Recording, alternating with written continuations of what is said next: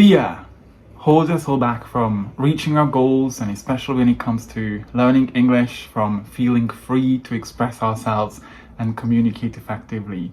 And as someone who used to struggle a lot with my language anxiety, which is one of the reasons I've become a language anxiety coach, I know that the best way to conquer fear is not to overcome it, because fear is eventually always going to be there. It's to understand what fear is and train ourselves to deal with it better. Fear is nothing but the idleness of will, says Eliphas Levi, and I couldn't agree more. And when you realize the power you have in willing things to happen, when you're really committed to your goal, you actually want to improve your fluency in English, feel free to express yourself as if it was your first language and communicate effectively, to have better opportunities in life and have better perspectives that will make your life easier to live, because this is eventually what speaking English fluently has helped me achieve. You will find a way to conquer your fears. Have you ever been scared of making big changes in your life in the past? Going on your first date, your first day at uni, wondered what people would say when you changed your hairstyle or the clothes you were wearing? You might have been having those anxious thoughts for weeks, days before that event was actually going to happen. But when it did happen, it might have been a bit uncomfortable. Many times what you predicted didn't even happen. But most importantly, you were fine, weren't you? Speaking English in front of other people is a really vulnerable experience. We're using a language that isn't our first language. And so many times, struggling English students aren't sure about what they say will actually make sense to other people, whether people will understand their way of pronouncing words and expressions. Some of them are dreading the moment they freeze up in the middle of a conversation looking for the perfect word to use, or when they make a mistake they might think would eventually make them look stupid in front of other people, which has a huge impact on their lack of progress with their fluency. These fears are all valid, they're all real. We just built up a society that doesn't talk about experiencing negative emotions openly, because the moment someone talks about this, people might think it's a sign of a weakness, when I think in reality, talking about your negative emotions, your experiences and how you could overcome them is a sign of bravery. So I'm going to pluck up the courage and share my own experience of how I overcame my anxiety and my fears. After learning to speak 5 languages fluently, I can tell you that fear is a perfectly normal part of learning to speak any language fluently. And it's not just a fear of making mistakes or the fear of speaking in front of other people. Sometimes struggling English students are stuck at the intermediate level. The reason they spend so much time on that intermediate plateau we always talk about on my channel is because of some sort of fear that they are not willing to face when it comes to changing the way they are learning English. And I mention more about my ongoing battle with perfectionism and how I try to focus on mastery and excellence, getting better and better and better, instead of always focusing on perfect. That doesn't exist. But one thing I've seen in my last 16 years working with adults, helping them improve their fluency and gain confidence in having conversations, is that successful English communicators understand what fear is and don't let those fears hold them back from passing interviews, getting access to a higher salary, a promotion, studying at their dream university, or living their dream life in another country they choose to live in. And in today's video, I'll be helping you understand why so many struggling English students seem to stay in their fear for such a long time, why that may not be the most helpful strategy, and some simple ways and ways of thinking, because we know how important our mindset and our belief system is when it comes to improving our fluency.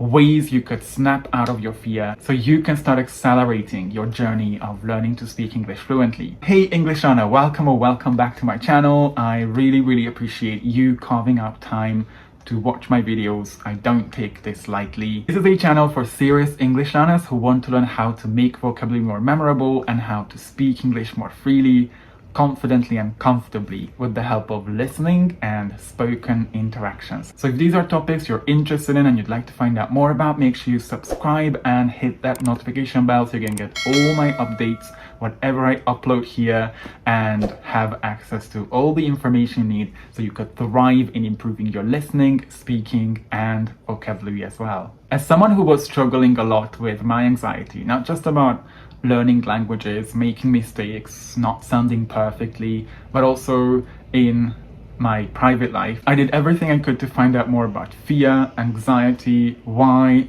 I had been anxious for such a long time in my 20s, because I just wanted to be free. I didn't want to waste so much of my energy worrying about mistakes, not sounding perfect, not having a perfect way of expressing myself.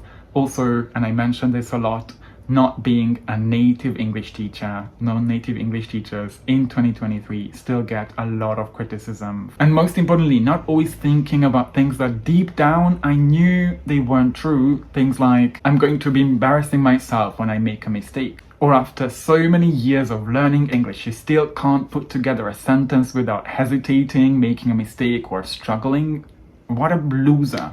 Like I said, the biggest reason so many struggling English students, people who actually want to learn to speak English, people who are committed to the process, stay in their fear, is because they don't understand what fear is. Fear has played a huge part in the survival of our species. It has good intentions. Without fear, I would be jumping out on the train tracks here in Saitama Prefecture, running into glass walls or crossing roads without looking around for cars. Fear is simply the reason our ancestors didn't walk into the mouth of a tiger, or they could simply run away when there was fire in the forest. The difference is, most of our lives, especially if you live in a developed country, have completely changed. We don't come across Mr. Tiger on a daily basis, yet our subconscious mind can't make a difference between real threats like a tiger, a bear jumping on us, and imagined fear. Things like, what will other people say if I make a mistake? What will they think of me? What's going to happen if I don't understand my partner? And all the other fears struggling English students have, and the reasons they don't speak English with other people. And all the other fears that struggling English students have, and the reasons they don't speak English with other people on a regular basis. If you understand neuroscience, you will see how I turn this around and turn this whole idea of imagining fear into my advantage to overcome my fears. And when I understood this fact and found out more about neuroscience, I could turn this into my advantage, so I could conquer my fear, which I'm going to talk about in the second part of the video. The first tool that I teach to my students, anybody who comes to my coaching program, is the power of what ifs. I used to avoid conversations at all costs, especially when there was a native speaker coming to our class or I was supposed to speak to them, even at university. And I mentioned a couple of things that happened to me and the ways I was thinking back in this video. I kept asking myself questions like, what if I can't understand what the other person says? I'll feel so embarrassed and so stupid. What if I make many mistakes like I always do and I can't express myself? People will think I'm an idiot joining this conversation with this level of English. Or what if I embarrass myself by freezing up mid-sentence when I'm hesitating, looking for the perfect words? I was worrying about these for minutes, days, sometimes even weeks before they even happened. And the moment I realized that I had power over conquering my fears was the moment I realized how much energy I was wasting, worrying, thinking, hoping about an event that hadn't even happened. So I started to ask myself other types of questions that started with what if, which I'm gonna share with you in a couple of minutes. Many struggling English students have, I'm not sure about your experience back in school, let me know in the comments how you felt about speaking English or using English or learning English itself. How did your teachers make you feel? But many struggling English students have had negative experiences using English in school or in their society. Most students are forced to speak English and use English fluently with the teacher standing behind them with a red pen when they haven't even automatized the grammar or the vocabulary because they haven't reviewed it enough and practiced enough for them to be confident in using them. And in this video, I talk more about how important it is to focus on that in-between stage between whatever we read, listen to, or watch in English, what we practice to get better at, constructing sentences and using vocabulary and then speaking. That middle part, most of the times in classes, is missing. They are told by society, teachers, sometimes their parents as well, that making mistakes is something bad and should be avoided at all costs. So they try to do their best to do everything perfectly to avoid any sort of criticism. And again, because we all go to school for like 10, 12 years of our lives, they constantly compare their own English skills to how other people speak English fluently and confidently without really seeing the behind the scenes, the bottom part of the iceberg, how much those other people who have better fluency or more confidence have actually invested time, effort, patience, sometimes money into their English learning. So this is a lot of past experience, and we don't have crystal balls unless you've mastered the art of reading from the stars or reading from other people's palms. You can't predict what's going to happen in the future, but your brain is going to do its best to predict what's going to happen. Again, your brain's function is to help you stay alive, and it's going to use your past memories, past experiences to build an imagined future. So the key to understanding what fear is all about, that holds so many struggling English students back, is to understand that because they've never had or very rarely had positive experiences with learning English, or they themselves have labeled everything in the past negatively whenever they were using English, their brain can only work with those negative experiences when it tries to predict what's going to happen in a future situation where they do need to use English. But if we have a look at where we are now and the fact that we can't predict what's going to happen in the future, how many times in the past did you think something's gonna happen? Were you scared of whatever people are going to say, how people are going to react? And that didn't happen. What we are scared of happening is just as likely to happen as it is that everything is going to go well. So around the end of my teens, I have slowly, gradually programmed my mind into focusing on the bright side of my experiences. Because you could tell yourself, what if I get to speak to a supportive person who will be patiently listening to me, trying to express myself the best way possible? What if I do succeed in getting my thoughts across without making mistakes? I've been learning English for so long. Or what if people won't be looking out for my mistakes because they all focus on their own abilities to express themselves and not the mistakes I make, and they just genuinely want to connect with me? Training your brain to expect positive outcomes to happen in a conversation you'll be having in English is something that takes time. You can do it either by facing your fears and actually having conversations when those thoughts are coming up, so you could show yourself those positive experiences. You can do exactly the same thing with visualization as well, because as we said before, your subconscious mind doesn't know the difference between a real experience and an imagined experience. So as long as you give yourself positive experiences, visualizing, having those positive experiences of yourself, having conversations with other people where people don't correct you, they don't point out your mistakes, they don't judge you, you will feel way better. But it does take time, and we need to be patient with ourselves and stay extremely consistent, because we are rewiring years or decades of thinking the same way or focusing our attention on the same things before the conversations were even happening. And this is partly why I give so much support, loads of tools, coaching, alternative thinking, breath work, visualizations to my students inside my coaching program, the Proficiency Fortress, which is the reason so many of them are able to feel way more relaxed, way better about speaking English within a few months of starting.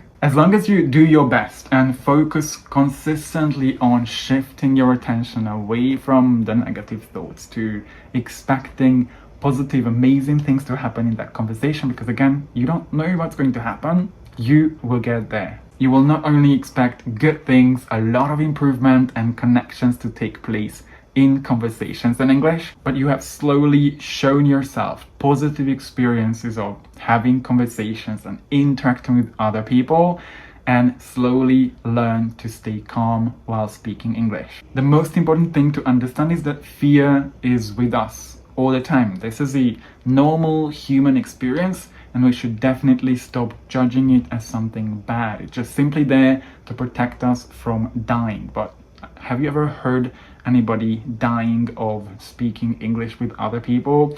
When I was terrified of speaking English, all I did was, because I was committed, and I mentioned a lot about the importance of commitment, no excuses, just the one sole reason to keep going, keep fighting, keep improving, keep growing. In another video, I understood that I had to start where I was, because by avoiding what I think is a painful experience, speaking with other people, I'm actually causing myself double pain, because I'm not only growing that fear inside me, but I'm also cutting myself off so many opportunities in life that speaking English fluently and confidently could give me, that I would just feel regretful. And using the English I already knew, no matter how basic the conversations I was having was, allowed me to get feedback on my mistakes, so they don't stay with me for a very long time, which is many times the case with students who keep making the same mistakes because they never speak and make those mistakes, so they don't get the feedback. You see, I was really scared. I was top of the class, the perfectionist, the chubby. The whole town, my hometown, was talking about the chubby who won every single competition. So you can imagine I didn't want to embarrass myself by not speaking perfectly. But there was something I was even more scared of, even terrified of, and that was not making my dreams come true, living in London, building my company, staying at the same place, complaining about the same things all my life, and waking up one day when I'm 70 or 80 years old, looking back at my life and wishing I had had the courage to speak English and build the life I'd wanted. And here I am, having worked on conquering those fears, running a company where I help people from all over the world, literally people from Mexico, Brazil, Peru, Macau, to overcome their own fears and feeling confident walking into any conversations where they need to communicate with other people who don't speak their first language in this globalized world. All because I took courage. Courage is always within you. And whether you're still struggling with making mistakes, or you are at a higher level of your fluency, maybe already upper intermediate, advanced, or proficient, but you're still struggling with feeling like you're repeating yourself and you haven't taken enough risks to build up your fluency. Every English learner who's serious about improving their fluency knows that once they lower their unrealistic expectations towards themselves and face their fear, slowly, gradually, but face their fear, they'll be able to feel relaxed when they speak English and not worry about mistakes they make or how they are perceived by other people around them. And you always have that courage in any moment of your life. 24/7, you can make the choice and make the decision and take the courage to finally conquer your fears. And if you want to hear more tips on how to do that, you can check out a video I made on exclusively on courage. The choice, like I said, is always yours. It's eventually a choice we make in every single second of our lives.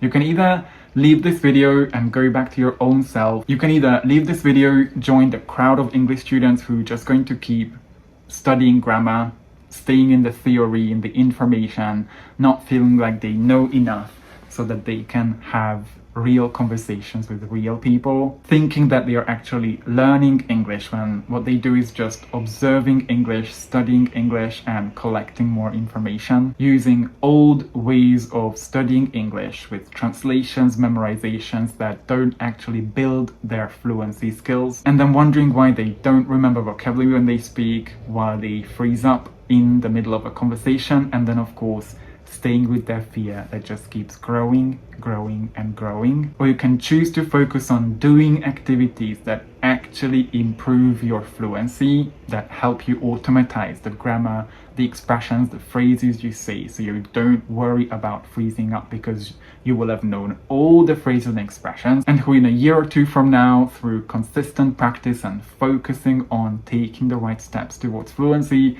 will have gained confidence and build their fluency to high levels of proficiency. And if your choice is the second one, then I'm inviting you to join my masterclass, Build Massive Confidence. you can find the first link in the description below, where you will find all the tools you need to walk into any conversation, knowing what to say, embracing making mistakes. You could learn from them, not to repeat them again and again, and learn to communicate effectively. Let me know in the comments below what is your current biggest fear when it comes to using English, no matter your level. Feel free to share your own thoughts, how you feel about them, what you've tried already, and why you think you might be stuck with that fear. Let me know your thoughts about how these different ideas I was sharing here in this video would help you, what you're going to take action on, and also if there's anything else you'd like me to talk about on this channel. The comment section is free for you to use, and I love getting feedback, whether it's in a comment or in an email. Thank you so much again for spending time with me today. Hope you have a lovely rest of your day, and don't forget to take courage. That's something you have 24/7 access to.